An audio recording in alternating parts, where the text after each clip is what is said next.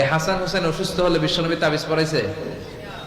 বিশ্বনবী একটা স্পেশাল দোয়া পড়তেন, যাদের রেকর্ড চলতেছে রেকর্ড করে নেন। হাসান হোসেনকে এই দোয়াটা পড়ে ফু দিতেন, আউযু বিকালিমাতিল্লাহি তাম্মা মিন কুল্লি শাইতানিন ওয়া হাম্মা ওয়া মিন কুল্লি আইনিন লাম্মা। আই রিপিট, আমি আবার বলছি। তিনি পড়তেন আউযু বিকালিমাতিল্লাহি তাম্মা মিন কুল্লি শাইতানিন ওয়া হাম্মা ওয়া মিন কুল্লি আইনিন লাম্মা।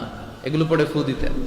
এই রুকিয়া সেন্টারগুলোতে গেলে এগুলো পাওয়া যায়। এজন্য বাংলাদেশে কবিরাজ সেন্টার বাদ দেন, এই ভন্ডামের সেন্টার বাদ দিয়ে আপনারা ঝাড়ফুঁক করবেন। ঝাড়ফুঁকে বরকত আছে না নাই? বিশ্বনবীর শেখানো পদ্ধতিগুলো আমরা মানি না, এই জন্যই তো অসুস্থ। পেটে ব্যথা, মাথায় ব্যথা, ওই গ্যাস্ট্রিক আলসার, খালি রোগ আর রোগ, রোগ আর রোগ। বিশ্বনবী সাল্লাল্লাহু আলাইহি ওয়াসাল্লাম হেজামা করতেন। কি করতেন? হেজামা মানে হচ্ছে সিঙ্গা, যেটার ইংরেজি